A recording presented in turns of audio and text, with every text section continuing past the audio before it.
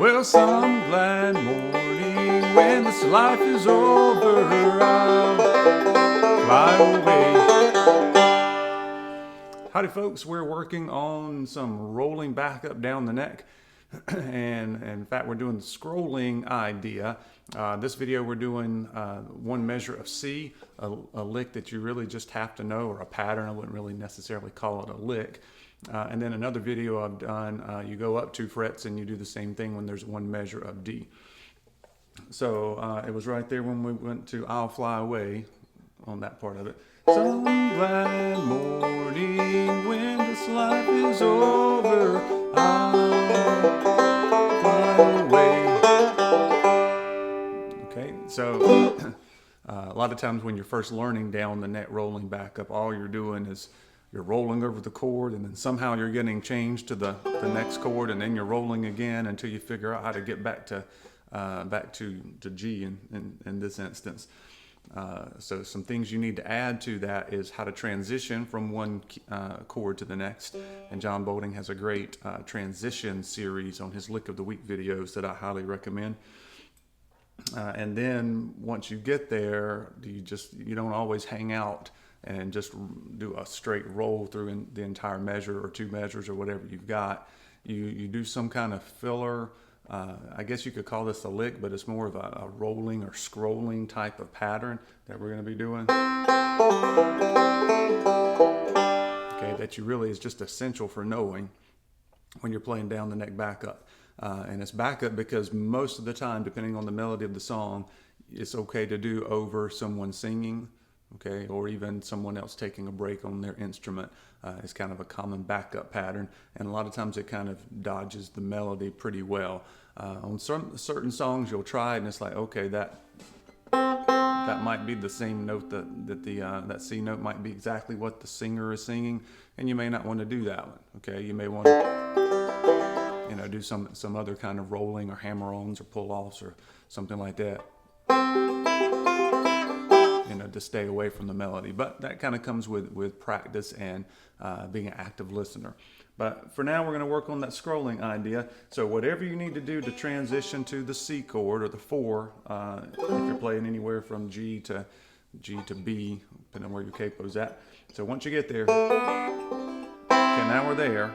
That's the first note of the measure is the C note. Okay, and then that's a quarter note, and then you start the scrolling idea. So let me play it for you real slow, just isolated the lick. Okay,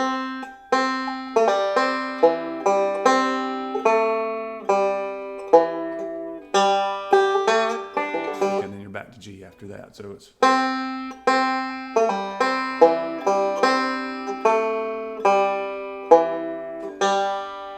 All right, so what are we doing? So we're holding the C position, and I'm assuming you know the C chord. So I've got first string at the 2nd fret with my ring finger, the second string at the 1st fret with my index finger, and then my middle finger is the roaming finger on this one, and I'm going to go from the 2nd fret on the 3rd string and the 4th string at different times. Okay, and then the right hand, there's one thing's a little bit interesting, and that's you've got to do one double thumb on that. You go from the 4th string to the 3rd string, and you usually use your thumb to do that. Okay, so here's the left hand. This is the best way to do that. So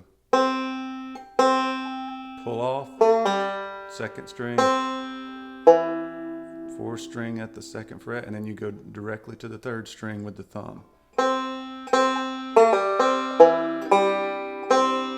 Okay, it's like kind of doing an arpeggio. You're going up.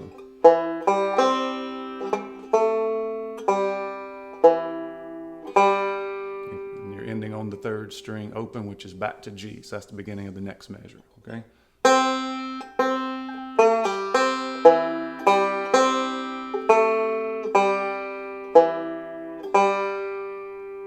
Okay, so there's the left hand. Watch the right hand. A little bit interesting if you haven't done it before with the double thumb. You're going from the 4th string directly to the 3rd string, okay?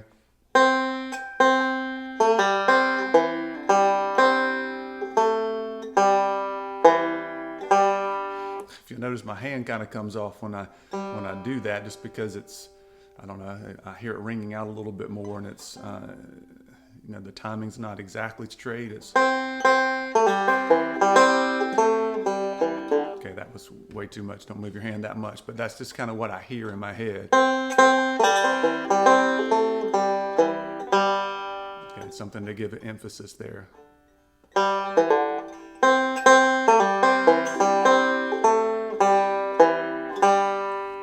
It's a lot of thumb on that, and you'll notice that's a lot when you're playing. That happens a lot when you're playing any kind of lead or a lick where the note that's emphasized. A lot of times you do it with the thumb.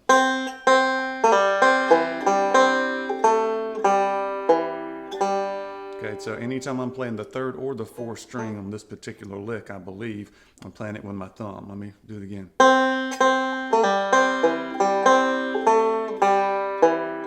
Yep, that is correct. Okay, so you are playing everything on the third and fourth string with the thumb. So that'll probably help you a little bit. All right, so let me do it back in context again.